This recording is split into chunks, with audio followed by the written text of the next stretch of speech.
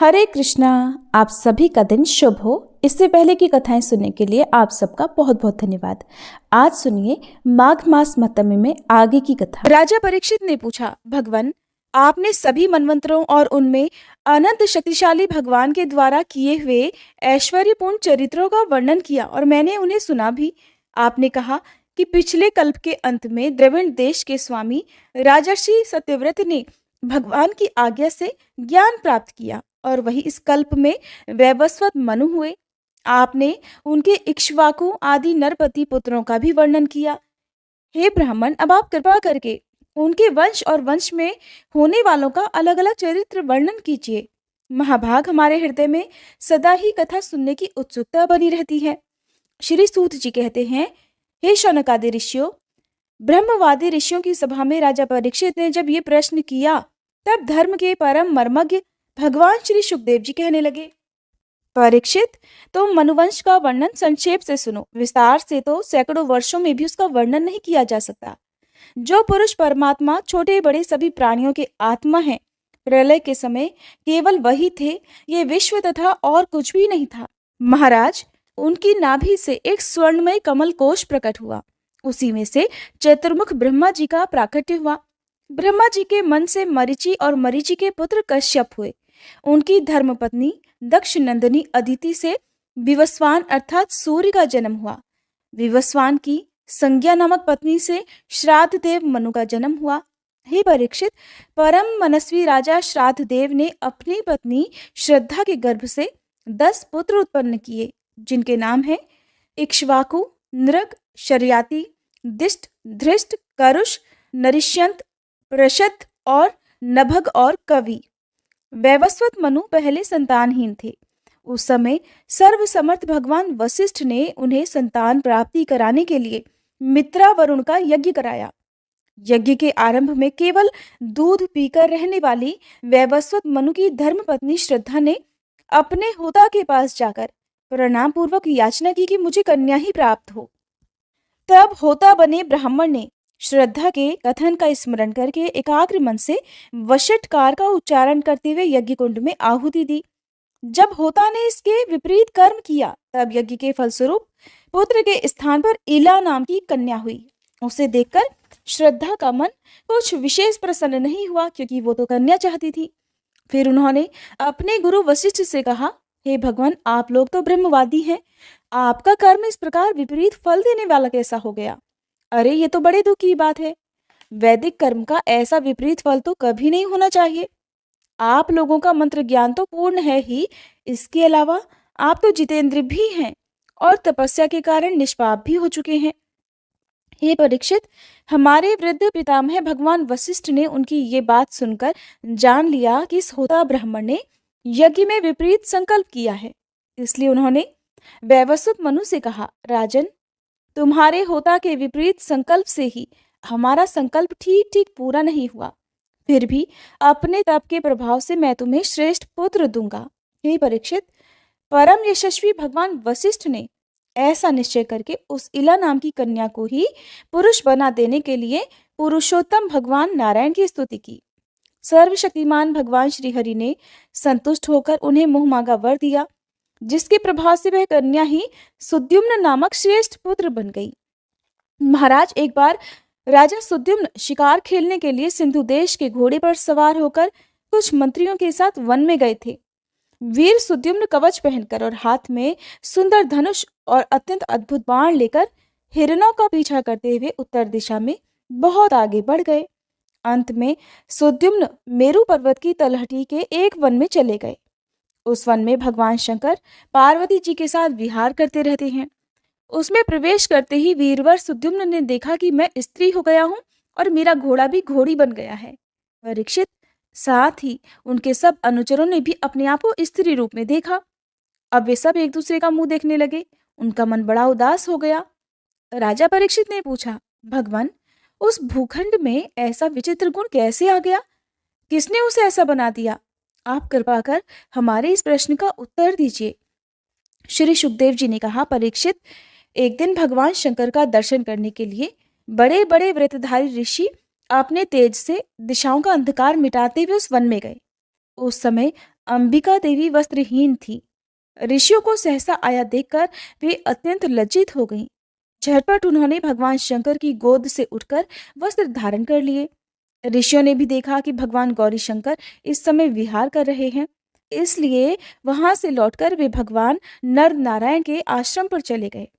उसी समय भगवान शंकर ने अपनी प्रिया भगवती अंबिका को प्रसन्न करने के लिए कहा कि देवी, मेरे सिवा जो भी पुरुष इस स्थान में प्रवेश करेगा वही स्त्री हो जाएगा। हे परीक्षित, तभी से पुरुष उस स्थान में प्रवेश नहीं करते। अब सुद्युम्न स्त्री हो गए थे, इसलिए वे अपने स्त्री बने हुए अनुचरों के साथ ही एक वन से दूसरे वन में विचरने लगे। उसी समय शक्तिशाली बुद्ध ने देखा कि मेरे आश्रम के पास ही बहुत सी स्त्रियों से घिरी हुई एक सुंदर स्त्री विचर रही है। उन्होंने इच्छा की कि ये मुझे प्राप्त हो जाए। उस सुंदर स्त्री ने भी चंद्र कुमार बुद्ध को अपना पति बनाना चाहा। इस पर बुद्ध ने उसके गर्भ से पुरुरवा नाम का पुत्र उत्पन्न किया। इस प्रकार मनुपुत्र राजा सुद्युम्न स्त्री हो गए। ऐसा सुनते हैं कि उन्होंने उस अवस्था में अपने कुल पुरोहित वशिष्ठ जी का ध्यान किया। सुद्युम्न की यह दशा देखकर वशिष्ठ जी के हृदय में कृपावश अत्यंत पीड़ा हुई। उन्होंने सुद्युम्न को फिर से पुरुष बना देने के लिए भगवान शंकर की आराधना की। भगवान शंकर वशिष्ठ जी पर प्रसन्न हुए। हे परीक्षित, उन्होंने उनकी इच्छा पूर्ण करने के लिए अपनी वाणी को सत्य रखते हुए ही ये बात कही कि वशिष्ठ जी, तुम्हारा ये यजमान 1 महीने तक पुरुष रहेगा और 1 महीने तक स्त्री। इस व्यवस्था से सुद्युम्न इच्छानुसार इस पृथ्वी का पालन करे। अब भगवान शंकर की कृपा से पुरुषत्व लाभ करके सुद्युम्न पृथ्वी का पालन करने लगे, परंतु प्रजा उनका अभिनंदन नहीं करती थी। उनके 3 पुत्र हुए, उत्कल, गए और विमल। परीक्षित, वे सब दक्षिणापथ के राजा हुए। बहुत दिनों के बाद वृद्धावस्था आने पर प्रतिष्ठान नगरी के अधिपति सुद्युम्न ने अपने पुत्र पुरुरवा को राज्य दे दिया और स्वयं तपस्या करने के लिए वन को चले गए। श्री सुखदेव जी कहते हैं, हे परीक्षित, इस प्रकार जब सुद्युम्न तपस्या करने के लिए वन में चले गए, तब वैवस्वत मनु ने पुत्र की कामना से यमुना के तट पर 100 वर्ष तक तपस्या की। इसके बाद उन्होंने संतान के लिए सर्वशक्तिमान भगवान श्रीहरि की आराधना की और अपने ही समान 10 पुत्र प्राप्त किए, जिनमें सबसे बड़े इक्ष्वाकु थे। उन मनुपुत्रों में एक का नाम था प्रशद्र।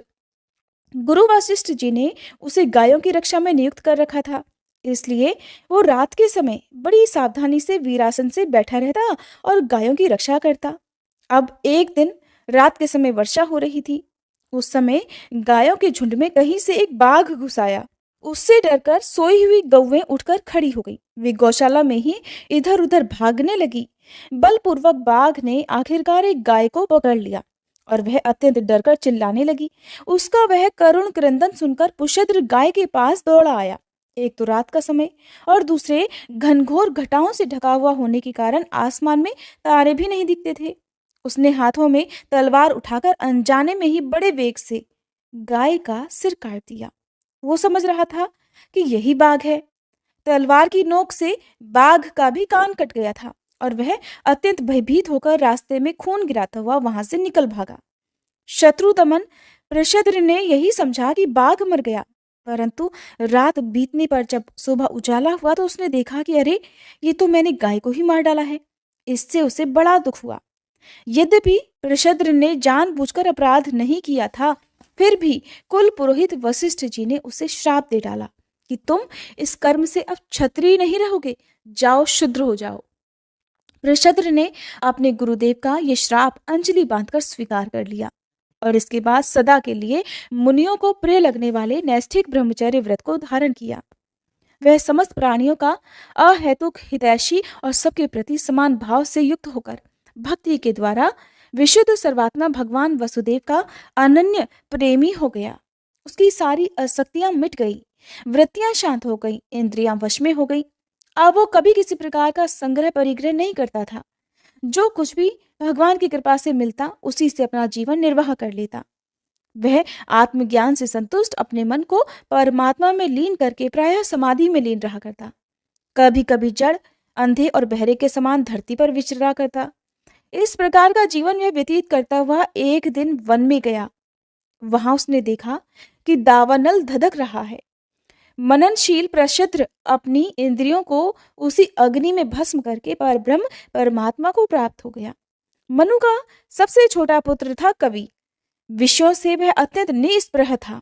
वह राज्य छोड़कर अपने बंधुओं के साथ वन में चला गया और अपने हृदय में स्वयं प्रकाश परमात्मा को विराजमान कर किशोर अवस्था में ही परम पद को प्राप्त हो गया। मनुपुत्र करुष से कारुष नामक क्षत्रिय उत्पन्न हुए।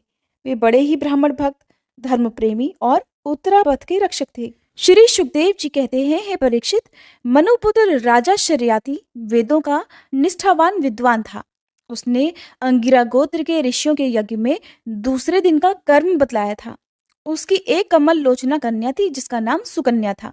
एक दिन राजा शर्याती अपनी कन्या के साथ वन में घूमते घूमते च्यवन ऋषि के आश्रम में जा पहुंचे।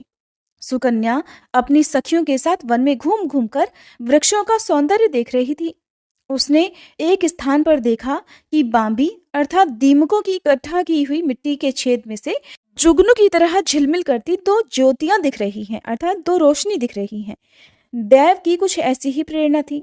सुकन्या ने बाल सुलभ चपलता से, अर्थात बचपन में बच्चे जैसी हरकतें किया करते हैं, उसी से एक कांटे के द्वारा उन ज्योतियों को बेध दिया। इससे उनमें से बहुत सारा खून बह निकला। उसी समय राजा शर्याती के सैनिकों का मलमूत्र रुक गया। राजा शर्याती को यह देखकर बड़ा आश्चर्य हुआ।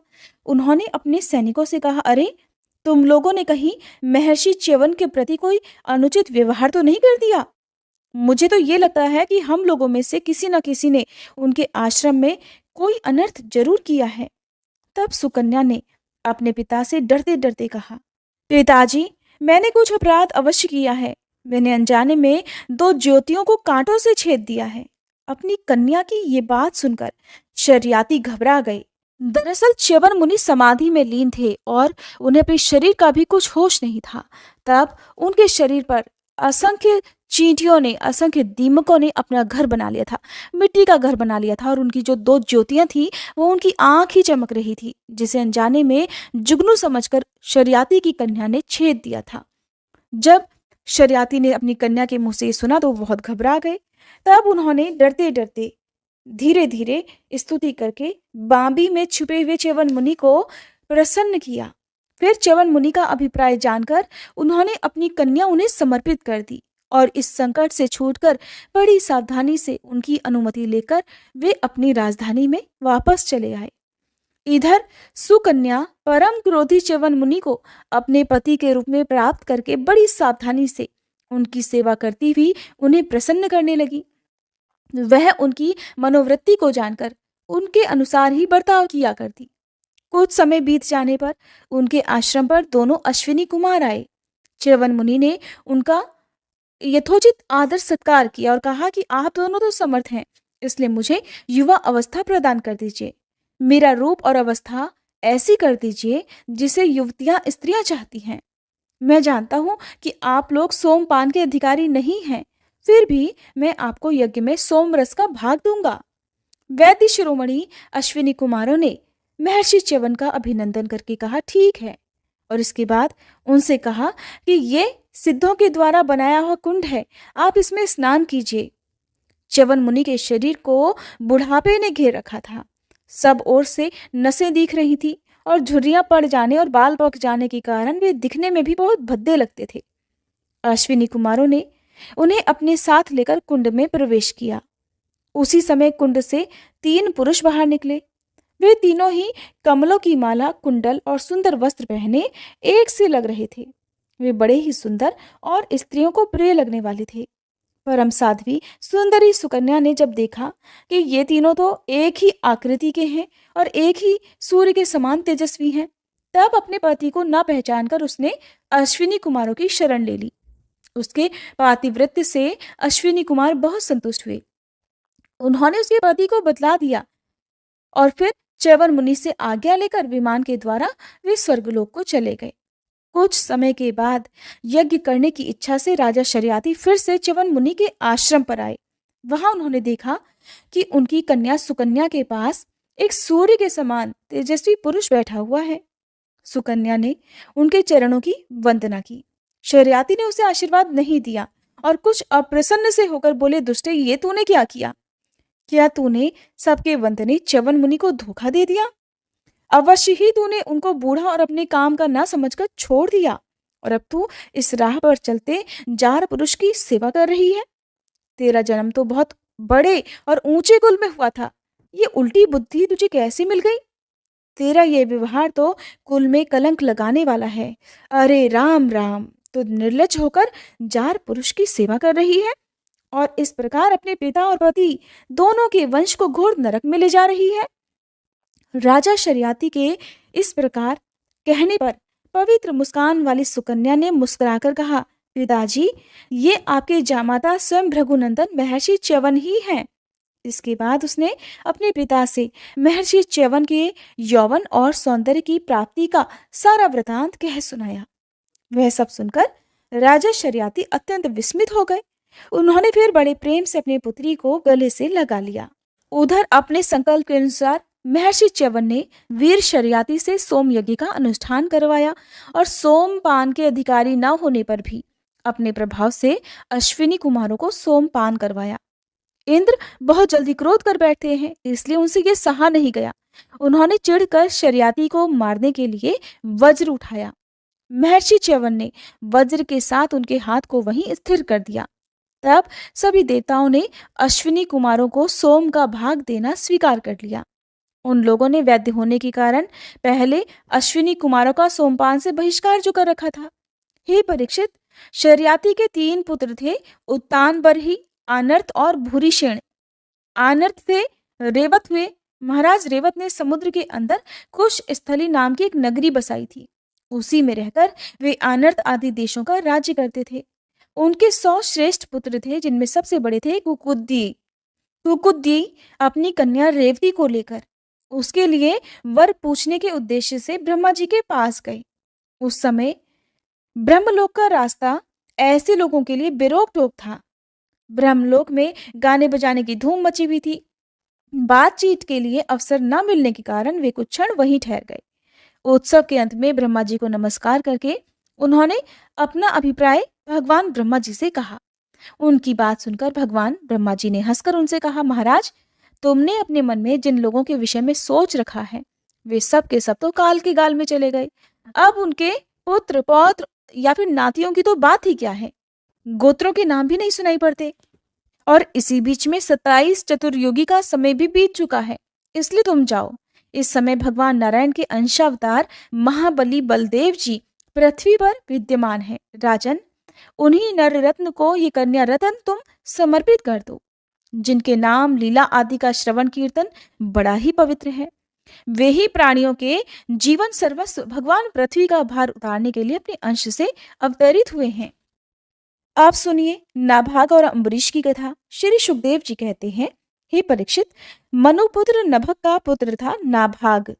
जब वह बहुत लंबे समय तक ब्रह्मचर्य का पालन करके वापस लौटा, तब बड़े भाइयों ने अपने से छोटे किंतु विद्वान भाई को हिस्से में केवल पिता को ही दिया। संपत्ति तो उन्होंने पहले ही आपस में बांट ली थी। उसने अपने भाइयों से पूछा, भाइयों, आप लोगों ने मुझे हिस्से में क्या दिया है? तब उन्होंने उत्तर दिया, हम तुम्हारे हिस्से में पिताजी को ही तुम्हें देते हैं। अब उसने अपने पिताजी से जाकर कहा, पिताजी, मेरे बड़े भाइयों ने हिस्से में मेरे लिए आपको ही दिया है। पिता ने कहा, बेटा देखो, तुम उनकी बात को न मानो। देखो तो ये बड़े बुद्धिमान अंगिरस गोत्र के ब्राह्मण से इस समय एक बहुत बड़ा यज्ञ कर रहे हैं, परंतु हे मेरे विद्वान पुत्र, वे प्रत्येक छठे दिन अपने कर्म में भूल कर बैठते हैं। तुम उन महात्माओं के पास जाकर उन्हें वैश्वदेव संबंधी 2 सूक्त बतला दो। जब वे स्वर्ग जाने लगेंगे तब यज्ञ से बचा हुआ अपना सारा धन तुम्हें दे देंगे। इसलिए अब तुम उन्हीं के पास चले जाओ। उसने अपने पिता की आज्ञा के अनुसार वैसा ही किया। उन अंगिरस सगोत्री ब्राह्मणों ने भी यज्ञ का बचा हुआ सारा धन उसे दे दिया और वे स्वर्गलोक को चले गए। जब नाभाग उस धन को लेने लगा, तब उत्तर दिशा से एक काले रंग का पुरुष आया। उसने कहा, इस यज्ञ भूमि में जो कुछ भी बचा हुआ है वो सब धन मेरा है। नाभाग ने कहा कि ऋषियों ने ये धन तो मुझे दिया है, इसलिए मेरा है। इस पर वह पुरुष कहने लगा कि हमारे विवाद के विषय में तुम्हारे पिताजी से ही प्रश्न किया जाए। तब नाभाग ने जाकर पिता से पूछा। पिता ने कहा कि बेटा, एक बार दक्ष प्रजापति के यज्ञ में ऋषि लोग ये निश्चय कर चुके हैं कि यज्ञ भूमि में जो कुछ भी बच रहता है वह सब रुद्रदेव का हिस्सा है, इसलिए वह धन तो महादेव को ही मिलना चाहिए। नाभाग ने जाकर उन काले रंग के पुरुष रुद्र भगवान को प्रणाम किया और कहा कि प्रभु, यज्ञ भूमि की सारी वस्तुएं आपकी ही हैं। मेरे पिता ने ऐसा कहा है। भगवान, मुझसे अपराध हुआ, मैं सिर झुकाकर आपसे क्षमा मांगता हूँ। तब भगवान रुद्र ने कहा, तुम्हारे पिता ने धर्म के अनुकूल होकर निर्णय लिया है और तुमने भी मुझसे सत्य ही कहा है। तुम वेदों का अर्थ तो पहले से ही जानते हो। अब मैं तुम्हें सनातन ब्रह्म तत्व का ज्ञान देता हूँ। यहाँ यज्ञ में बचा हुआ मेरा जो भी अंश है वो धन भी मैं तुम्हें ही दे रहा हूँ, तुम इसे स्वीकार करो। ऐसा कहकर सत्य प्रेमी भगवान रुद्र अंतर्ध्यान हो गए। जो मनुष्य प्रातः और सायंकाल एकाग्र मन से इस आख्यान का स्मरण करता है वह प्रतिभाशाली और वेदज्ञ तो होता ही है, साथ ही अपने स्वरूप को भी जान लेता है। नाभाग के पुत्र हुए अम्बरीश, वे भगवान के बड़े प्रेमी और उदार धर्मात्मा थे। जो ब्रह्मशाप कभी कहीं रोका नहीं जा सका, वो भी अम्बरीश को कभी स्पर्श नहीं कर सका। राजा परीक्षित ने पूछा, भगवान, मैं परम ज्ञानी राजर्षि अम्बरीश का चरित्र सुनना चाहता हूँ। ब्राह्मण ने क्रोधित होकर उन्हें ऐसा दंड दिया जो किसी प्रकार टाला नहीं जा सकता था, परंतु वो भी उनका कुछ नहीं बिगाड़ सका। राजा परीक्षित ने पूछा कि भगवान, मैं परम ज्ञानी राजर्षि अम्बरीश का चरित्र सुनना चाहता हूँ। ब्राह्मण ने क्रोधित होकर उन्हें ऐसा दंड दिया जो किसी प्रकार टाला नहीं जा सकता था, परंतु वह भी उनका कुछ नहीं बिगाड़ सका। तब श्री सुखदेव जी ने कहा, हे परीक्षित, अम्बरीश बड़े भाग्यवान थे। पृथ्वी के सातों द्वीप, अचल संपत्ति और अतुलनीय ऐश्वर्य उनको प्राप्त था। यद्यपि ये सब साधारण मनुष्यों के लिए अत्यंत दुर्लभ वस्तुएं हैं, फिर भी वो उन्हें सपने के समान ही समझते थे, क्योंकि वो जानते थे कि जिस धन वैभव के लोभ में पड़कर मनुष्य घोर नरक में जाता है वो केवल 4 दिन की ही चांदनी है, उसका दीपक तो बुझा बुझाया है। भगवान श्री कृष्ण में और उनके प्रेमी साधुओं में उनका परम प्रेम था। उस प्रेम के प्राप्त हो जाने पर तो ये सारा विश्व और इसकी समस्त संपत्तियां मिट्टी के ढेले के समान जान पड़ती हैं। और उन्होंने अपने मन को भगवान श्री कृष्ण के चरण कमलों में, वाणी को भगवान के गुणगान में, हाथों को श्री हरि मंदिर के मार्जन सेवन में अर्थात साफ सफाई में, और अपने कानों को भगवान अच्युत की मंगलमयी कथा के श्रवण में लीन कर लिया था। उन्होंने अपने नेत्र मुकुंद मूर्ति और मंदिर के दर्शनों में, अंग संग भगवत भक्तों के शरीर स्पर्श में, अपनी नासिका उनके चरण कमलों पर चढ़ी हुई श्रीमती तुलसी जी के दिव्य गंध में, और अपनी जिह्वा को भगवान के प्रति अर्पित नैवेद्य प्रसाद में ही संलग्न कर दिया था। यानी कि उन्होंने अपने तन और मन को पूरी तरह से भगवान कृष्ण की भक्ति में लीन कर लिया था। अम्बरीश के पैर भगवान के क्षेत्र आदि की पैदल यात्रा करने में ही लगे रहते और वो सिर से भगवान श्री कृष्ण के चरण कमलों की वंदना किया करते।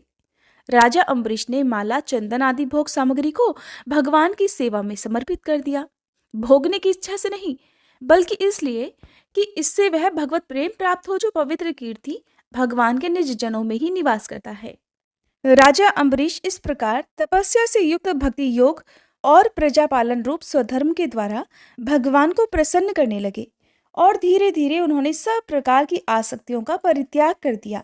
घर, पत्नी, पुत्र, भाई, बंधु, बड़े बड़े हाथी, रथ, घोड़े और पैदलों की चतुरंगिणी सेना, अक्षय रत्न, आभूषण और आयुध आदि समस्त वस्तुओं और कभी समाप्त न होने वाले कोशों के संबंध में उनका ऐसा मानना था कि वो सब के सब असत्य हैं। उनकी अनन्य प्रेममयी भक्ति से प्रसन्न होकर भगवान ने उनकी रक्षा करने के लिए सुदर्शन चक्र को नियुक्त कर दिया, जो विरोधियों को भयभीत करने वाला और भगवान के भक्तों की रक्षा करने वाला है। राजा अम्बरीश की पत्नी भी उन्हीं के समान धर्मशील, संसार से विरत और भक्तिपरायण थी। एक बार उन्होंने अपनी पत्नी के साथ भगवान श्री कृष्ण की आराधना करने के लिए 1 वर्ष तक द्वादशी प्रधान एकादशी व्रत करने का नियम ग्रहण किया। व्रत की समाप्ति होने पर कार्तिक महीने में उन्होंने 3 रात का उपवास किया और एक दिन यमुना जी में स्नान करके मधुबन में भगवान श्री कृष्ण की पूजा की। उन्होंने महाभिषेक की विधि से सब प्रकार की सामग्री और संपत्ति द्वारा भगवान का अभिषेक किया। और हृदय से लीन होकर वस्त्र, आभूषण, चंदन, माला और अर्घ आदि के द्वारा उनकी पूजा की। यद्यपि महाभाग्यवान ब्राह्मणों को इस पूजा की कोई आवश्यकता नहीं थी, खुद ही उनकी सारी इच्छाएं पूर्ण हो चुकी थी, वे सिद्ध थे, फिर भी राजा अम्बरीश ने भक्ति भाव से उनका पूजन किया। तत्पश्चात पहले ब्राह्मणों को स्वादिष्ट और अत्यंत गुणकारी भोजन कराकर उन लोगों के घर 60 करोड़ गौवें सुसज्जित करके भेज दी। उन गौवों के सींग सोने से और खुर चांदी से मढ़े हुए थे। सुंदर सुंदर वस्त्र उन्हें उड़ा दिए गए थे। वे गौवें बड़ी सुशील, छोटी अवस्था की, देखने में सुंदर, बछड़े वाली और खूब दूध देने वाली थी। उनके साथ दोहने की उपयुक्त सामग्री भी उन्हें भिजवा दी थी। जब ब्राह्मणों को सब कुछ मिल चुका, तब राजा ने उन लोगों से आज्ञा लेकर व्रत का पारण करने की तैयारी की।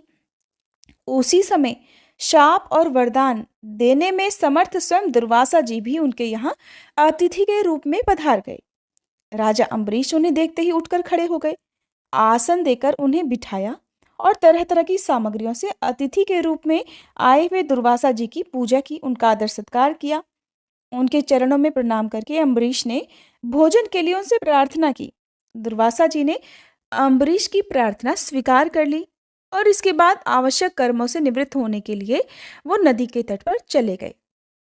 वे ब्रह्मा जी का ध्यान करते हुए यमुना के पवित्र जल में स्नान करने लगे। इधर द्वादशी केवल घड़ी भर शेष रह गई थी। धर्मज्ञ अम्बरीश ने धर्म संकट में पड़कर ब्राह्मणों के साथ परामर्श किया। उन्होंने कहा, हे ब्राह्मण देवताओं, ब्राह्मण को बिना भोजन कराए स्वयं खा लेना और द्वादशी रहते पारण ना करना दोनों ही दोष है। इसलिए इस समय जैसा करने में भी मेरी भलाई हो और मुझे पाप ना लगे, ऐसा काम करना चाहिए। तब ब्राह्मणों के साथ विचार करके उन्होंने कहा, हे ब्राह्मणों, श्रुतियों में तो ऐसा कहा गया है कि जल पी लेना भोजन करना भी है, नहीं भी करना है। इसलिए इस समय केवल जल से पालन कर लेता हूं। ऐसा निश्चय करके मन ही मन भगवान का चिंतन करते हुए राजर्षि अम्बरीश ने जल पी लिया और हे परीक्षित, वे केवल दुर्वासा जी के आने की बाट देखने लगे। दुर्वासा जी आवश्यक कर्मों से निवृत्त होकर यमुना तट से लौट आए। जब राजा ने आगे बढ़कर उनका अभिनंदन किया, तब उन्होंने अनुमान से ही समझ लिया कि राजा ने पारण कर लिया है। उस समय दुर्वासा जी बहुत भूखे थे, इसलिए ये जानकर कि राजा ने पारण कर लिया है, वो क्रोध से थरथर कांपने लगे, क्योंकि मुनि दुर्वासा तो क्रोध के लिए ही जाने जाते थे। भौहों के चढ़े जाने से उनका मुख विकराल हो गया। उन्होंने हाथ जोड़कर खड़े हुए अम्बरीश से डांट कर कहा, अहो, देखो तो सही, ये कितना क्रूर है और ये धन के मद में मतवाला हो जा रहा है। भगवान की भक्ति तो इसे छू तक नहीं गई और ये अपने आप को बड़ा समर्थ मानता है। आज इसने धर्म का उल्लंघन करके बड़ा भारी अन्याय किया है। देखो, मैं इसका अतिथि होकर आया हूं और इसने अतिथि सत्कार करने के लिए मुझे निमंत्रण भी दिया है, किंतु फिर भी मुझे खिलाए बिना ही खुद खा लिया। अच्छा देख, अभी तुझे इसका फल चखाता हूं। ऐसा कहते कहते वे क्रोध से जल उठे। उन्होंने अपनी एक जटा उखाड़ी और उससे अम्बरीश को मार डालने के लिए एक कृत्या उत्पन्न की। वह प्रलय काल की अग्नि के समान दहक रही थी और आग के समान जलती हुई हाथ में तलवार लेकर राजा अम्बरीश पर टूट पड़ी। उस समय उसके पैरों की धमक से पृथ्वी कांपने लगी, परंतु राजा अम्बरीश उसे देखकर बिल्कुल भी घबराए नहीं, एक कदम भी पीछे नहीं हटे, बल्कि जैसे कि तैसे ही खड़े रहे। परम पुरुष परमात्मा ने अपने सेवक की रक्षा करने के लिए पहले से ही सुदर्शन चक्र को नियुक्त कर रखा था। जैसे आग क्रोध से गुर्राते हुए सांप को भस्म कर देती है, वैसे ही चक्र ने भी दुर्वासा जी की कृत्या को जलाकर राख का ढेर बना दिया। जब दुर्वासा जी ने देखा कि मेरी बनाई हुई कृत्या तो जल रही है और चक्र मेरी ही ओर आ रहा है, तब वे भयभीत होकर अपने प्राण बचाने के लिए एकदम भाग निकले। जैसे ऊंची ऊंची लपटों वाला दावानल सांप के पीछे दौड़ता है, वैसे ही भगवान का चक्र भी उनके पीछे पीछे दौड़ने लगा। जब दुर्वासा जी ने देखा कि चक्र तो मेरे पीछे ही लग गया है, तब सुमेरु पर्वत की गुफा में प्रवेश करने के लिए वे उसी ओर दौड़ पड़े। दुर्वासा जी दिशा, आकाश, पृथ्वी, अतल वितल आदि नीचे के लोक, समुद्र, लोकपाल और उनके द्वारा सुरक्षित लोक और स्वर्ग तक में चले गए, परंतु जहां जहां वे गए वहीं वहीं उन्होंने उस असह्य तेज वाले सुदर्शन चक्र को अपने पीछे पीछे लगा देखा। जब उन्हें कोई भी रक्षक वहां नहीं मिला, तब तो वे और भी डर गए और अपने लिए उपाय ढूंढते हुए वे देव शिरोमणि ब्रह्मा जी के पास पहुंच गए और कहने लगे, हे ब्रह्मा जी, आप तो स्वयंभू हैं, भगवान के इस तेजोमय चक्र से कृपया मेरी रक्षा कीजिए। ब्रह्मा जी ने कहा, जब मेरी दो परार्ध की आयु समाप्त होगी और काल स्वरूप भगवान अपनी यह सृष्टि लीला समेटेंगे और इस जगत को जलाना चाहेंगे, उस समय उनके भ्रू भंग मात्र से ये सारा संसार और मेरा यह लोक भी लीन हो जाएगा। मैं शंकर जी, दक्ष, भृगु आदि प्रजापति, भूतेश्वर, देवेश्वर आदि सब जिनके बनाए नियमों में बंधे हैं और जिनकी आज्ञा शिरोधार्य करके हम लोग संसार का हित करते हैं, उनके भक्त के द्रोही को बचाने के लिए हम समर्थ नहीं हैं। जब ब्रह्मा जी ने इस प्रकार दुर्वासा को निराश कर दिया, तब भगवान के चक्र से संतप्त होकर वे कैलाशपति भगवान शंकर की शरण में गए। महादेव जी ने कहा, दुर्वासा जी, जिन अनंत परमेश्वर में ब्रह्मा जैसे जीव और उनके उपाधिभूत कोश इस ब्रह्मांड के समान ही अनेकों ब्रह्मांड समय समय पर पैदा होते हैं और समय आने पर भी उनका पता नहीं चलता, जिनमें हमारे जैसे हजारों चक्कर काटते रहते हैं, उन प्रभु के संबंध में हम कुछ भी करने की सामर्थ्य नहीं रखते। मैं, सनत कुमार, नारद, भगवान ब्रह्मा, कपिल देव, देवल, धर्म, आसुरी और मरीचि आदि दूसरे सर्वज्ञ सिद्धेश्वर, ये हम सभी भगवान की माया को नहीं जान सकते, क्योंकि हम उसी माया के घेरे में हैं। ये चक्र उन विश्वेश्वर का शस्त्र है और ये तो हम लोगों के लिए भी असह्य है, इसलिए तुम उन्हीं की शरण में जाओ, वे भगवान ही तुम्हारा मंगल करेंगे। वहां से भी निराश होकर दुर्वासा जी भगवान के परम धाम बैकुंठ में गए। लक्ष्मीपति भगवान लक्ष्मी जी के साथ वहीं निवास करते हैं। दुर्वासा जी भगवान के चक्र की आग से जल रहे थे। वे कांपते हुए भगवान के चरणों में गिर पड़े। उन्होंने कहा, हे अच्युत, हे अनंत, आप संतों के एकमात्र वांछनीय हैं। प्रभो, हे विश्व के जीवन दाता, मैं अपराधी हूँ, आप मेरी रक्षा कीजिए। आपका परम प्रभाव न जानने के कारण ही मैंने आपके प्यारे भक्त का अपराध किया है। प्रभो, आप मुझे उससे बचा लीजिए। आपके तो नाम का उच्चारण करने से ही नारकी जीव भी मुक्त हो जाता है। श्री भगवान ने कहा, दुर्वासा जी, मैं तो सर्वथा अपने भक्तों के अधीन हूँ, मुझ में तो तनिक भी स्वतंत्रता नहीं है। मेरे सीधे साधे सरल भक्तों ने मेरे हृदय को अपने हाथों में कर रखा है। भक्तजन मुझसे प्यार करते हैं और मैं उनसे प्यार करता हूँ। हे ब्राह्मण, अपने भक्तों का एकमात्र आश्रय मैं ही हूँ, इसलिए अपने साधु स्वभाव भक्तों को छोड़कर मैं ना तो अपने आप को चाहता हूँ और न अपनी अर्धांगिनी विनाश रहित लक्ष्मी जी को। जो भक्त स्त्री, पुत्र, गृह, गुरुजन, प्राण, धन, इस लोक और परलोक सबको छोड़कर केवल मेरी शरण में आ गए हैं, उन्हें छोड़ने का संकल्प भी मैं कैसे कर सकता हूँ?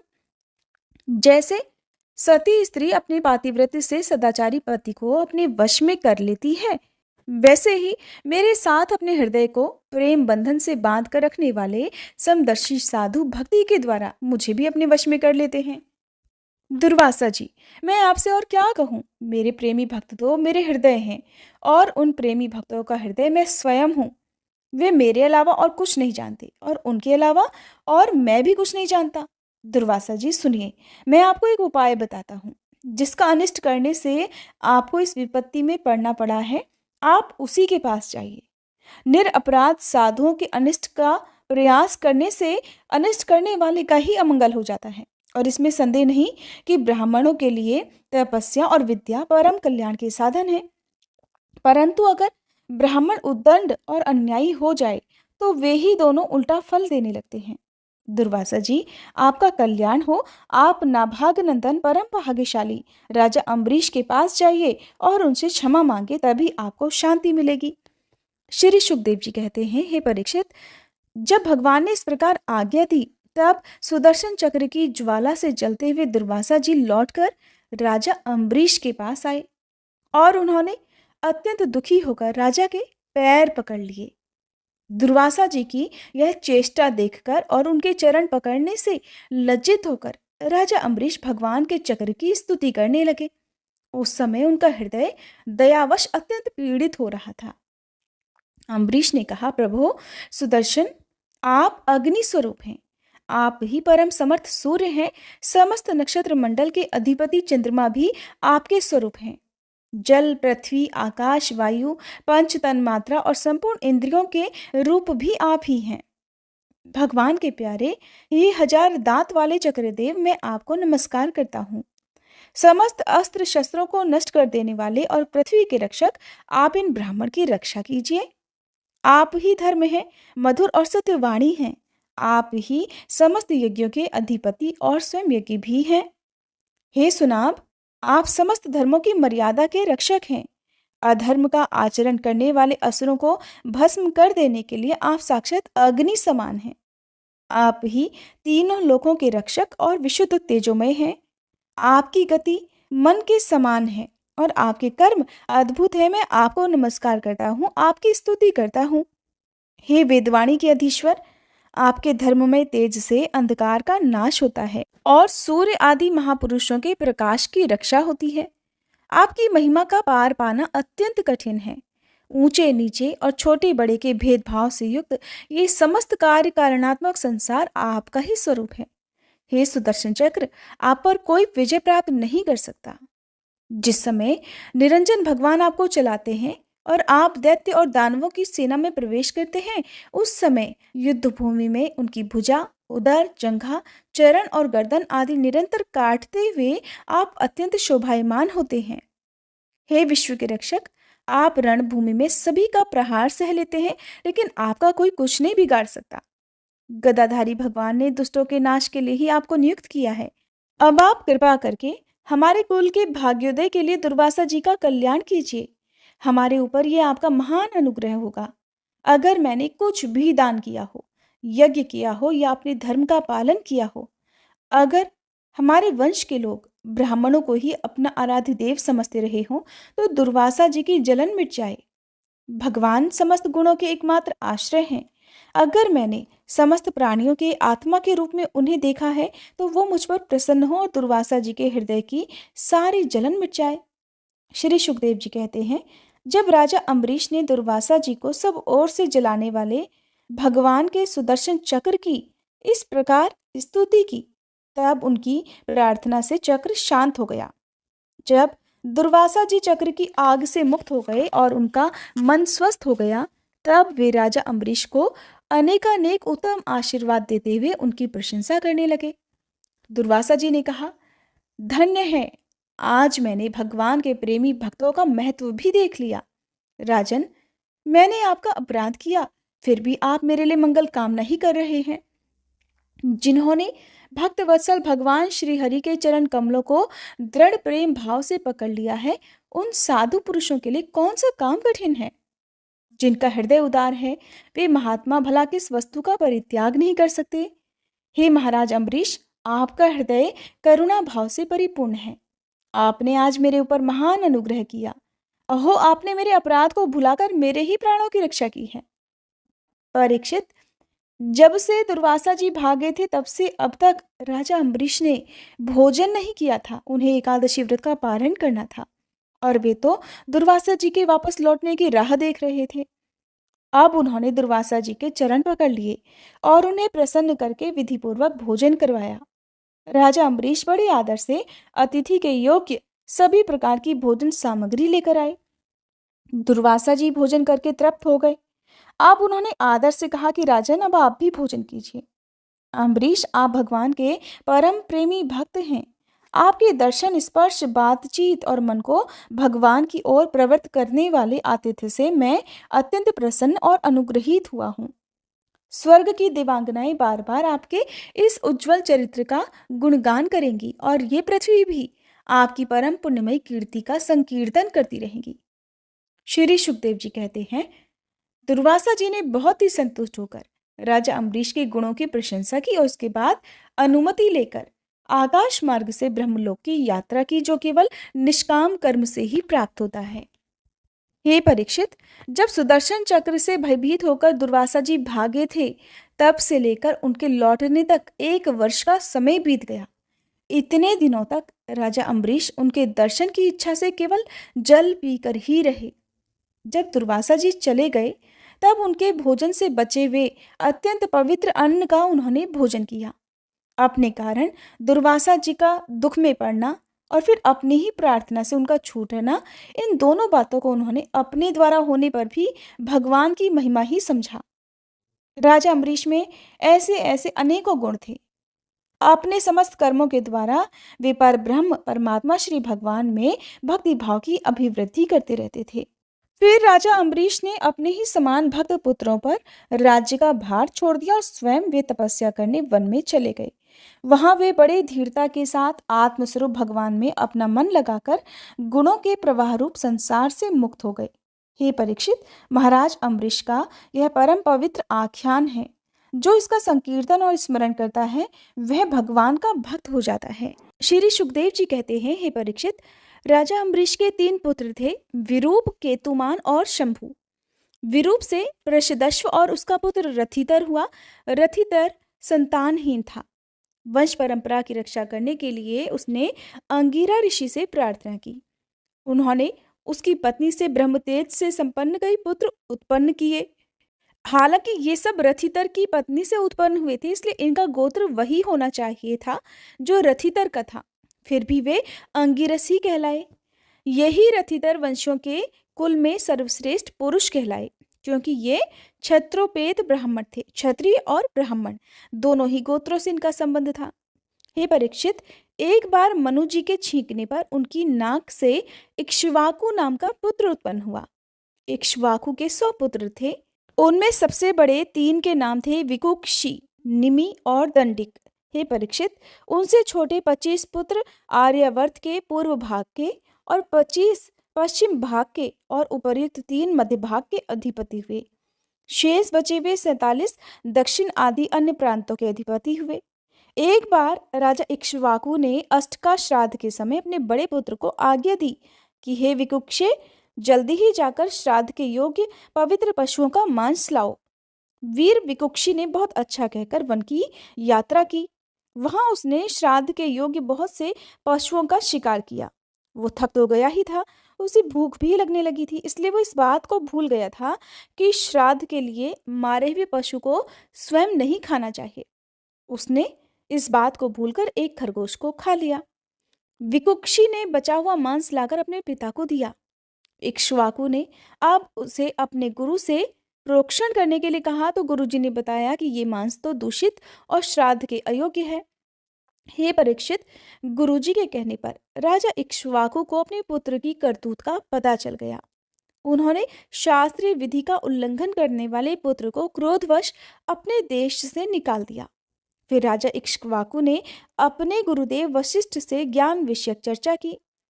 फिर योग के द्वारा शरीर का परित्याग करके उन्होंने परम पद प्राप्त किया।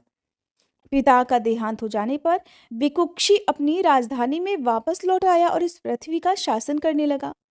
उसने बड़े बड़े यज्ञों से भगवान की आराधना की और संसार में शशाद के नाम से प्रसिद्ध हुआ। विकुक्षी के पुत्र का नाम था पुरंजय। उसी को कोई इंद्रवाह और कोई कुकत्स कहते हैं। जिन कर्मों के कारण उसके ये नाम पड़े थे, अब उन्हें भी सुनो। सतयुग के अंत में देवताओं का दानवों के साथ घोर संग्राम हुआ। उसमें सबके सब देवता दैत्यों से हार गए। तब उन्होंने वीर पुरंजय को सहायता के लिए अपना मित्र बनाया। पुरंजय ने कहा कि अगर देवराज इंद्र मेरे वाहन बने तो मैं युद्ध कर सकता हूँ। पहले तो इंद्र ने अस्वीकार कर दिया, परंतु देवताओं के आराध्य देव सर्वशक्तिमान विश्वात्मा भगवान की बात मानकर पीछे भी एक बड़े भारी बैल बन गए। फिर सर्वांतर्यामी भगवान विष्णु ने अपनी शक्ति से पुरंजय को भर दिया। उन्होंने कवच पहनकर दिव्य धनुष और तीखे बाण ग्रहण कर लिए। इसके बाद बैल पर चढ़कर वे डील के पास बैठ गए। जब इस प्रकार वे युद्ध करने के लिए तत्पर हुए, तब देवता उनकी स्तुति करने लगे। देवताओं को साथ लेकर उन्होंने पश्चिम की ओर से दैत्यों का नगर घेर लिया। वीर पुरंजय का दैत्यों के साथ अत्यंत रोमांचकारी घोर संग्राम हुआ। युद्ध में जो जो दैत्य उनके सामने आए, पुरंजय ने बाणों के द्वारा उन्हें यमराज के हवाले कर दिया। उनके बाणों की वर्षा क्या थी, मानो प्रलय काल की धधकती हुई अग्नि थी। जो भी उसके सामने आता वह छिन्न भिन्न हो जाता। दैत्यों का साहस जाता रहा। अब वे युद्धभूमि छोड़कर अपने अपने घरों में घुस गए। पुरंजय ने उनका नगर, धन और ऐश्वर्य सब को जीतकर इंद्र को दे दिया। इसी से उन राजर्षि को पुर जीतने के कारण पुरंजय, इंद्र को वाहन बनाने के कारण इंद्रवाह, और बैल के कुकुद पर अर्थात बैल के डील पर बैठने के कारण उन्हें कुकुत्स कहा जाता है। पुरंजय का पुत्र था अनेना, उसका पुत्र प्रथु हुआ, प्रथु के विश्वरंधी, उसके चंद्र और चंद्र के युवनाश्व, युवनाश्व के पुत्र हुए शाबस्त, जिन्होंने शाबस्तीपुरी बसाई। शाबस्त के बृहदश्व और उसके कुवलयाश्व हुए, ये बड़े बली थे। इन्होंने उतंक ऋषि को प्रसन्न करने के लिए अपने 21,000 पुत्रों को साथ लेकर धुंधु नामक दैत्य का वध किया। इसी से उनका नाम हो गया धुंधु कुमार। धुंधु दैत्य के मुख की आग से उनके सब पुत्र जल गए, केवल 3 ही बच रहे। परीक्षित, बचे हुए पुत्रों के नाम थे दृढ़ाश्व, कपिलाश्व और भद्राश्व। दृढ़ाश्व से हरेश्व और उसके निकुंभ का जन्म हुआ। युवनाश्व संतानहीन था, इसलिए वह बहुत दुखी होकर अपनी 100 पत्नियों के साथ वन में चला गया। वहां ऋषियों ने बड़ी कृपा करके युवनाश्व से पुत्र प्राप्ति के लिए बड़ी एकाग्रता के साथ इंद्रदेव का यज्ञ करवाया। एक दिन राजा युवनाश्व को रात के समय बड़ी प्यास लगी। वह यज्ञशाला में गया, किंतु वहां देखा कि ऋषि लोग तो सो रहे हैं। तब जल मिलने का कोई और उपाय ना देखकर वह मंत्र से अभिमंत्रित जल ही पी गया। हे परीक्षित, जब प्रातःकाल ऋषि लोग सोकर उठे तो उन्होंने देखा कि कलश में तो जल ही नहीं है। तब उन लोगों ने पूछा कि ये किसका काम है, पुत्र उत्पन्न करने वाला जल किसने पी लिया। अंत में जब उन्हें ये मालूम हुआ कि भगवान की प्रेरणा से राजा युवनाश्व ने ही उस जल को पी लिया है, तब उन लोगों ने भगवान के चरणों में नमस्कार किया और कहा, धन्य है, भगवान का बल ही वास्तव में बल है। इसके बाद प्रसव का समय आने पर युवनाश्व की दाहिनी कोख फाड़कर उसके एक चक्रवर्ती पुत्र उत्पन्न हुआ। उसे रोते देख ऋषियों ने कहा, ये बालक दूध के लिए रो रहा है, अब ये किसका दूध पिएगा। तब इंद्र ने कहा, मेरा पिएगा, बेटा तू रो मत। ऐसा कहकर इंद्र ने अपनी तर्जनी अंगुली उस बालक के मुंह में डाल दी। ब्राह्मण और देवताओं के प्रसाद से उस बालक के पिता युवनाश्व की भी मृत्यु नहीं हुई, वह वही तपस्या करके मुक्त हो गया। परीक्षित, इंद्र ने उस बालक का नाम रखा त्रिसदस्यु, क्योंकि रावण आदि दस्यु लुटेरे उससे उद्विग्न और भयभीत रहते थे। युवनाश्व के पुत्र मांधाता चक्रवर्ती राजा हुए। भगवान के तेज से तेजस्वी होकर उन्होंने अकेले ही 7 द्वीप वाली पृथ्वी का शासन किया। राजा मांधाता की पत्नी शशबिंदु की पुत्री बिंदुमती थी। उसके गर्भ से उनके 3 पुत्र हुए, पुरुकुत्स, अम्बरीश, ये दूसरे अम्बरीश ही हैं, और योगी मुचुकंद। इनकी 50 बहनें थीं। उन 50 ने अकेले सौभरी ऋषि को पति के रूप में वरण किया। परम तपस्वी सौभरी जी एक बार यमुना जल में डुबकी लगाकर तपस्या कर रहे थे, तो वहां उन्होंने देखा कि मत्स्यराज अपनी पत्नियों के साथ बहुत सुखी हो रहा है। उसके इस सुख को देखकर ब्राह्मण सौभरी के मन में भी विवाह करने की इच्छा जाग उठी, और उन्होंने राजा मांधाता के पास आकर उनकी 50 कन्याओं में से एक कन्या मांग ली। तब राजा ने कहा, हे ब्राह्मण, कन्या स्वयंवर में आपको चुन ले तो आप उसे ले लीजिए। सौभरी ऋषि राजा मांधाता का अभिप्राय समझ गए। उन्होंने सोचा कि राजा ने इसलिए मुझे ऐसा सूखा जवाब दिया है कि अब मैं बूढ़ा हो गया हूँ, मेरे शरीर में झुर्रियां पड़ गई हैं, बाल पक गए हैं और सिर कांपने लगा है। अब कोई स्त्री मुझसे प्रेम नहीं कर सकती। अच्छी बात है, मैं अपने को ऐसा सुंदर बनाऊंगा कि राजकन्याएं तो क्या, देवांगनाएं भी मेरे लिए लालयित हो जाएंगी। ऐसा सोचकर समर्थ सौभरी जी ने वैसा ही किया। फिर क्या था, अंतःपुर के रक्षक ने सौभरी मुनि को कन्याओं के सजे सजाए महल में पहुंचा दिया। फिर तो उन 50 राजकन्याओं ने एक सौभरी को ही अपना पति चुन लिया। उन कन्याओं का मन सौभरी जी में इस प्रकार आसक्त हो गया कि वे उनके लिए आपस के प्रेम भाव को तिलांजलि देकर परस्पर कलह करने लगी और एक दूसरी से कहने लगी कि ये तुम्हारे योग्य नहीं, मेरे योग्य है।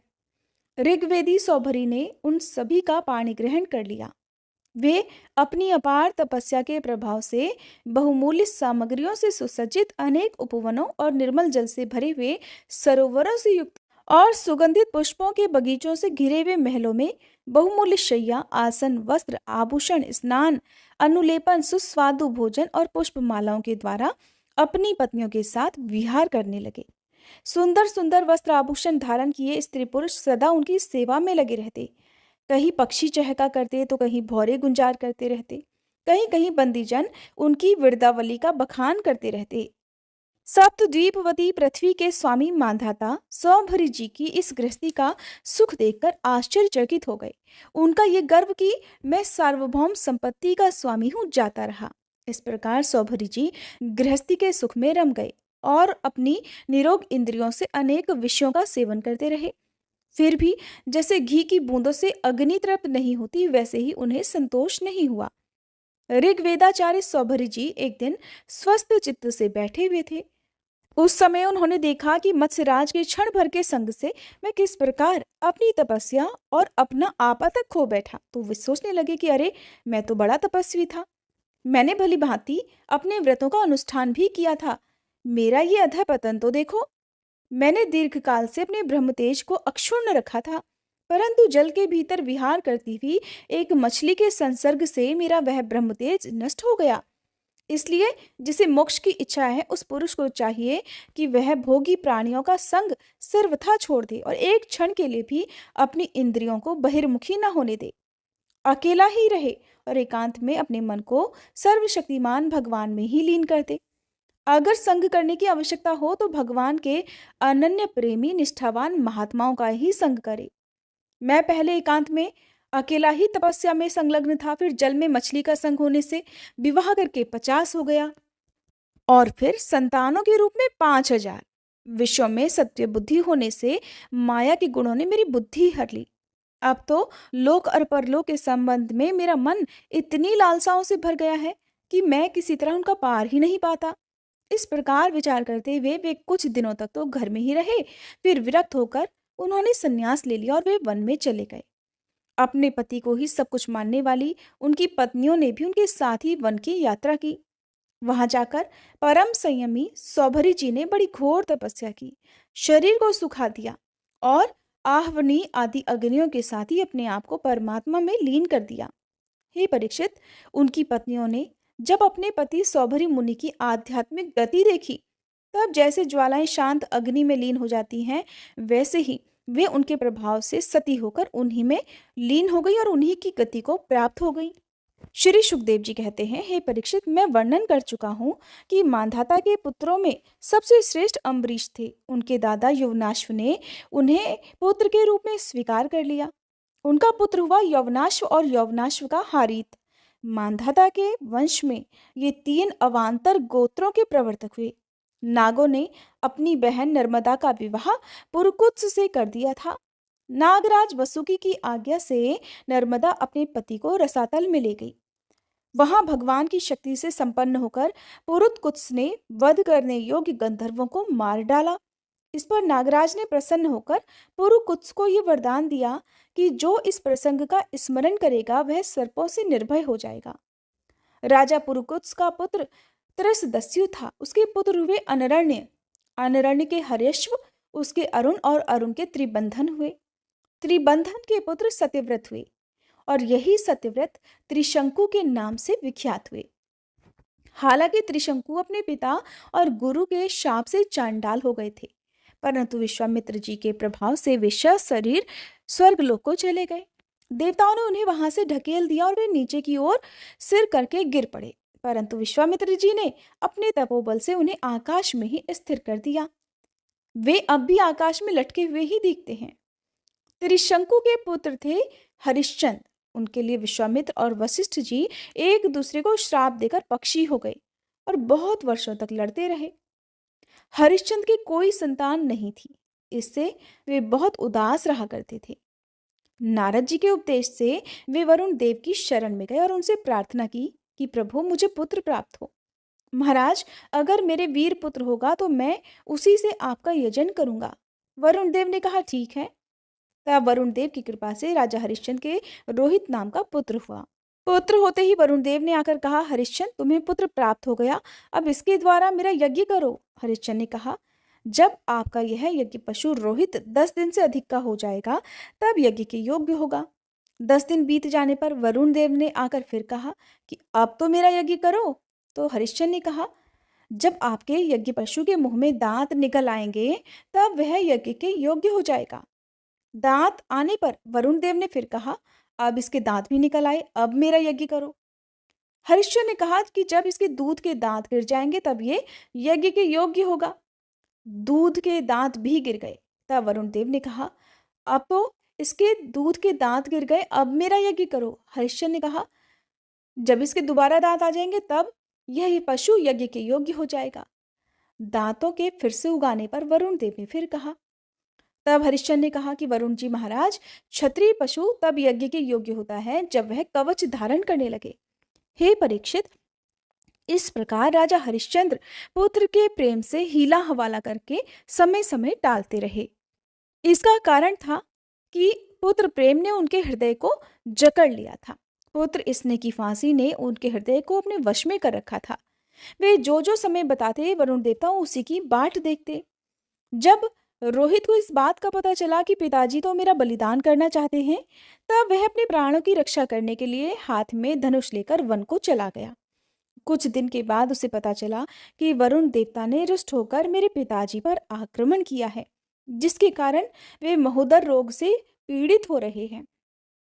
तब रोहित अपने नगर की ओर चल पड़ा, परंतु इंद्रदेव ने आकर उसे रोक दिया और कहा कि बेटा रोहित, यज्ञ पशु बनकर मरने से अच्छा तो पवित्र तीर्थ और क्षेत्रों का सेवन करते हुए पृथ्वी में विचरण ही करना अच्छा है।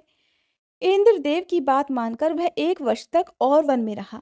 इसी प्रकार दूसरे, तीसरे, चौथे और 5वें वर्ष में भी रोहित ने अपने पिता के पास जाने का विचार किया, परंतु बूढ़े ब्राह्मण का वेश धारण करके हर बार इंद्रदेव आते और उसे रोक देते।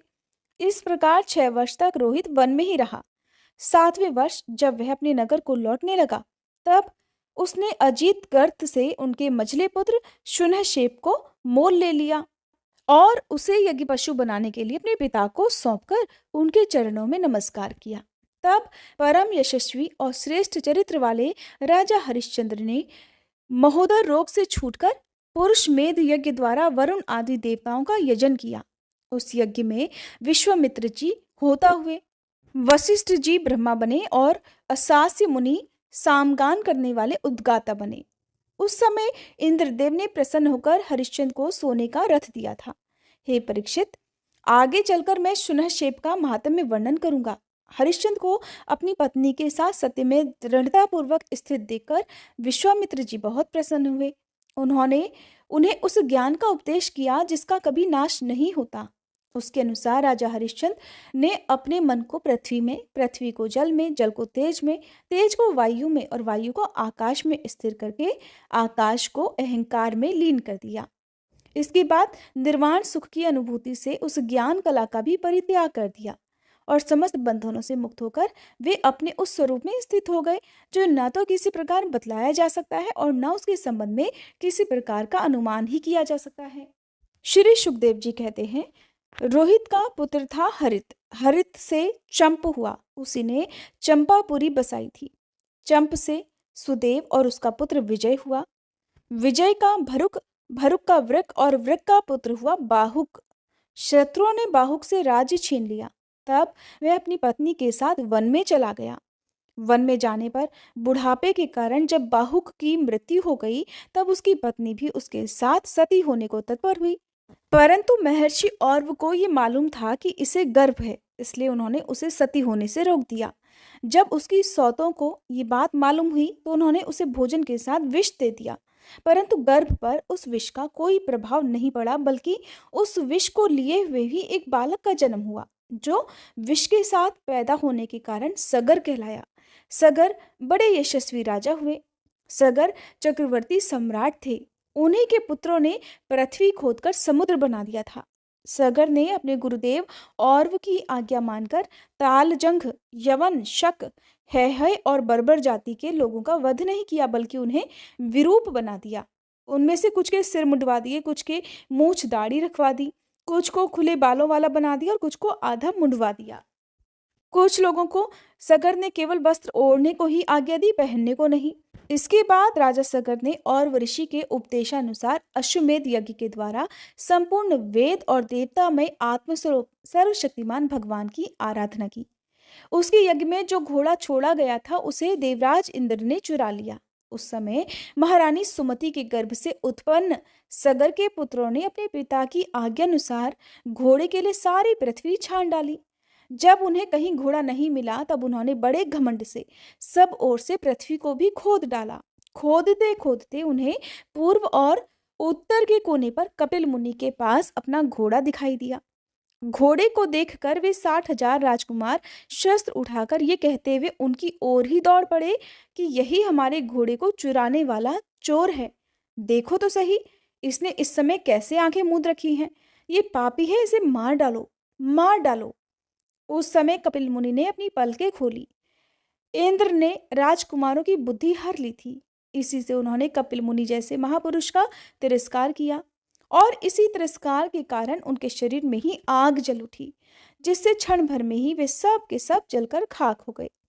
हे परीक्षित, राजा सगर के पुत्र कपिल मुनि के क्रोध से जल गए, ऐसा कहना उचित नहीं है।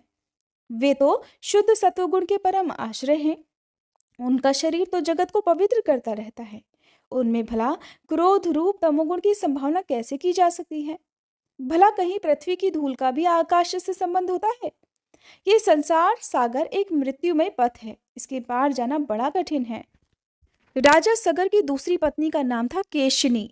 उसके गर्भ से उन्हें असमंजस नाम का पुत्र हुआ।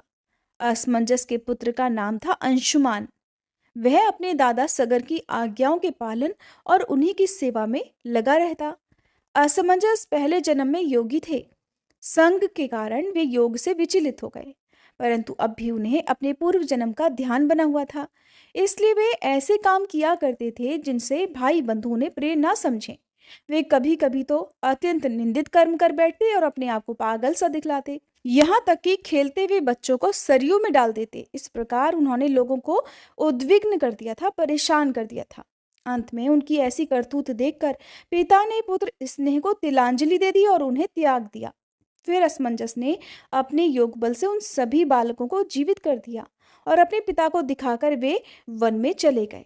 अयोध्या के नागरिकों ने जब देखा कि हमारे बालक तो फिर से लौट आए हैं जिन्हें सरयू में डाल दिया गया था, तब उन्हें बड़ा आश्चर्य हुआ और राजा सगर को भी बड़ा भारी पश्चाताप हुआ। इसके बाद राजा सगर की आज्ञा से अंशुमान घोड़े को ढूंढने के लिए निकले। उन्होंने अपने चाचाओं के द्वारा खोदे गए समुद्र के किनारे किनारे चलकर उनके शरीर के भस्म के पास ही घोड़े को भी देखा।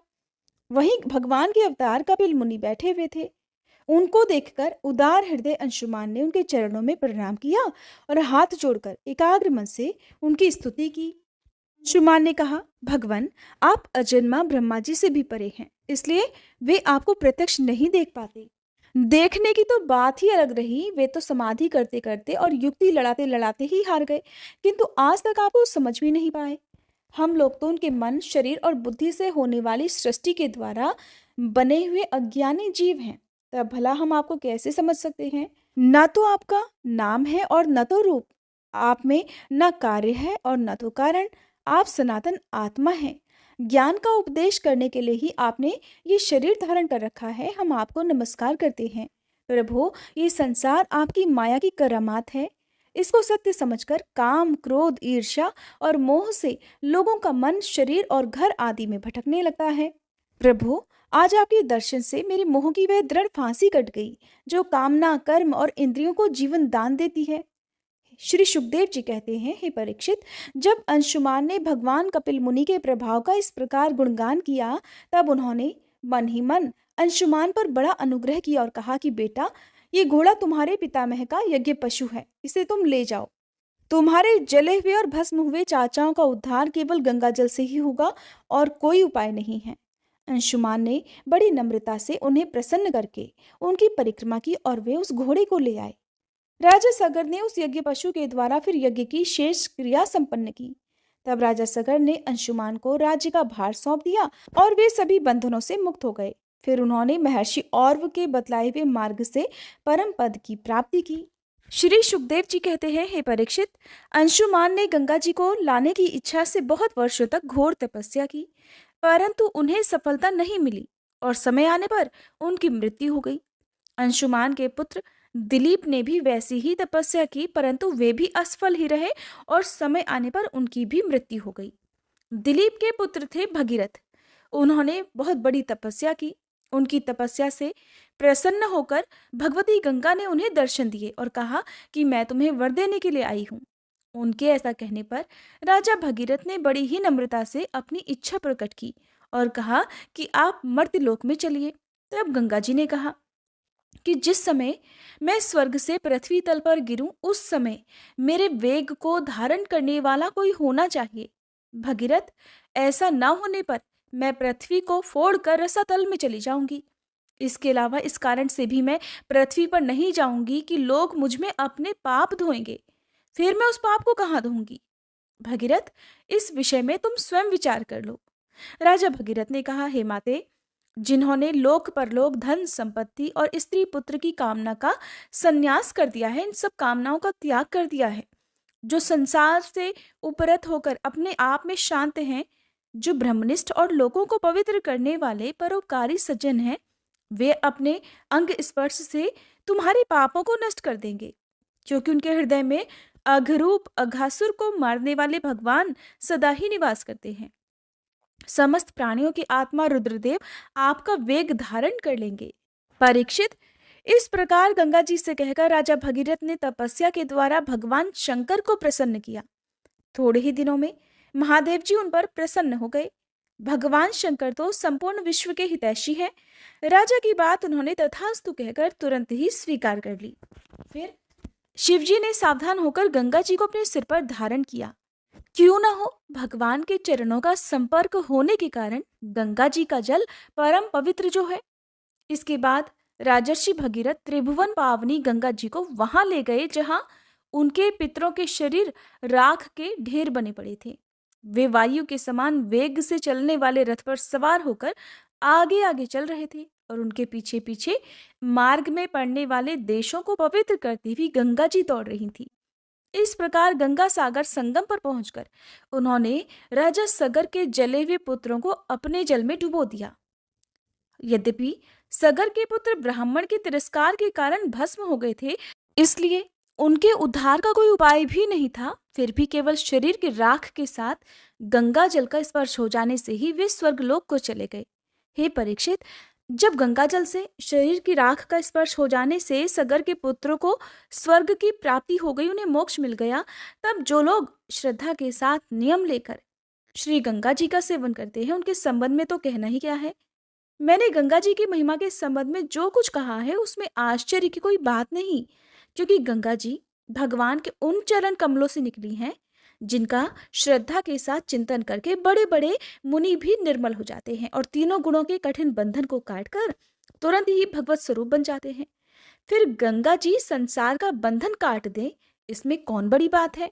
राजा भगीरथ का पुत्र था श्रुत। श्रुत का नाभ, ये नाभ पूर्वोक्त नाभ से भिन्न है। नाभ का पुत्र था सिंधु द्वीप और सिंधु द्वीप का अयुतायु। अयुतायु के पुत्र का नाम था ऋतुपर्ण और वह नल का मित्र था। उसी ने नल को पासा फेंकने की विद्या का रहस्य भी बतलाया था और बदले में उससे अश्व विद्या सीखी थी। ऋतुपर्ण का पुत्र सर्वकाम हुआ। हे परीक्षित, सर्वकाम के पुत्र का नाम था सुदास। सुदास के पुत्र का नाम था सौदास और सौदास की पत्नी का नाम था मदयंती। सौदास को ही कोई कोई मित्र सह भी कहते हैं और कहीं कहीं उसे कलमाशपाद भी कहा गया है। और वह वशिष्ठ जी के श्राप से राक्षस हो गया था और अपने कर्मों के कारण संतानहीन हुआ। राजा परीक्षित ने पूछा, भगवान, हम ये जानना चाहते हैं कि महात्मा सौदास को गुरु वशिष्ठ जी ने श्राप क्यों दिया। अगर कोई गोपनीय बात ना हो तो कृपया ये रहस्य भी बताइए। तब श्री सुखदेव जी कहने लगे, हे परीक्षित, एक बार राजा सौदास शिकार खेलने के लिए गए हुए थे। वहां उन्होंने किसी राक्षस को मार डाला और उसके भाई को छोड़ दिया। उसने राजा के इस काम को अन्याय समझा और उनसे भाई की मृत्यु का बदला लेने के लिए वह रसोइये का रूप धारण करके उनके घर गया। एक दिन जब भोजन करने के लिए गुरु वशिष्ठ जी राजा के यहाँ आए, तब उसने मनुष्य का मांस बनाकर उन्हें परोस दिया। जब सर्वसमर्थ वशिष्ठ जी ने देखा कि परोसी जाने वाली वस्तु तो नितांत अभक्ष्य है, इसे तो खा भी नहीं सकते, तब उन्होंने क्रोधित होकर राजा को श्राप दे डाला कि जा, इस काम से तू राक्षस हो जाएगा। जब उन्हें ये बात मालूम हुई कि ये काम तो किसी राक्षस का है, राजा का नहीं, तब उन्होंने उस शाप को केवल 12 वर्षों के लिए कर दिया। उस समय राजा सौदास भी अपनी अंजलि में जल लेकर गुरु वशिष्ठ जी को श्राप देने के लिए तत्पर हुए, परंतु उनकी पत्नी मदयंती ने उन्हें ऐसा करने से रोक दिया। इस पर सौदास ने विचार किया कि दिशाएं, आकाश और पृथ्वी, सबके सब तो जीवनमय ही हैं। तब ये तीक्ष्ण जल अब मैं कहाँ छोड़ूं? अंत में उन्होंने उस जल को अपने पैरों में डाल दिया। इसी से उनका नाम मित्र सह पड़ गया। उस शापित जल के पैर पर स्पर्श करने से उनके पैर भी काले पड़ गए थे, इसलिए उनका नाम कलमाशपाद भी हुआ। अब वे राक्षस हो चुके थे। एक दिन राक्षस बने हुए राजा कलमाशपाद ने एक वनवासी ब्राह्मण दंपत्ति को रमण के समय देख लिया। कलमाशपाद को भूख तो लगी ही थी, उसने ब्राह्मण को पकड़ लिया। तब ब्राह्मण की पत्नी कहने लगी, राजन, आप राक्षस नहीं हैं, आप महारानी मदयंती के पति और इक्ष्वाकु वंश के वीर महारथी हैं। आपको ऐसा धर्म नहीं करना चाहिए। मुझे संतान की इच्छा है और इस ब्राह्मण की अभी कामनाएं भी पूर्ण नहीं हुई हैं, इसलिए आप मुझे मेरा यह ब्राह्मण पति वापस दे दीजिए। राजन, ये मनुष्य शरीर जीव को धर्म, अर्थ, काम और मोक्ष चारों पुरुषार्थों की प्राप्ति कराने वाला है। राजन, आप तो शक्तिशाली हैं, आप धर्म का मर्म भली भांति जानते हैं। जैसे पिता के हाथों पुत्र की मृत्यु उचित नहीं, वैसे ही आप जैसे श्रेष्ठ राजर्षि के हाथों मेरे श्रेष्ठ ब्रह्मर्षि पति का वध किसी भी प्रकार उचित नहीं है।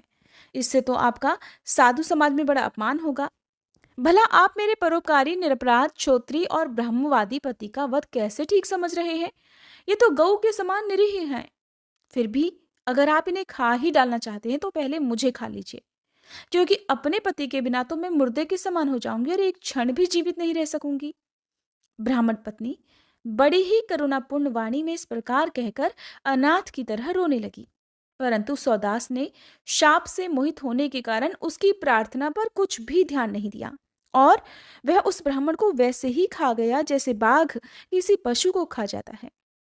जब ब्राह्मणी ने देखा कि राक्षस ने मेरे पति को खा लिया, तब उसे बड़ा शोक हुआ।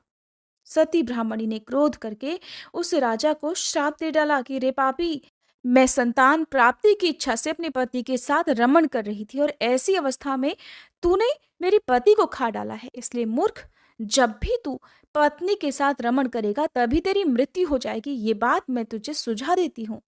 इस प्रकार मित्र सह को श्राप देकर ब्राह्मणी अपने पति की अस्थियों को धधकती हुई चिता में डालकर स्वयं भी सती हो गई और उसने भी वही गति प्राप्त की जो उसके पतिदेव को मिली थी। क्यों ना हो, वह अपने पति को छोड़कर और किसी लोक में जाना भी तो नहीं चाहती थी। 12 वर्ष बीतने पर राजा सौदास श्राप से मुक्त हो गए।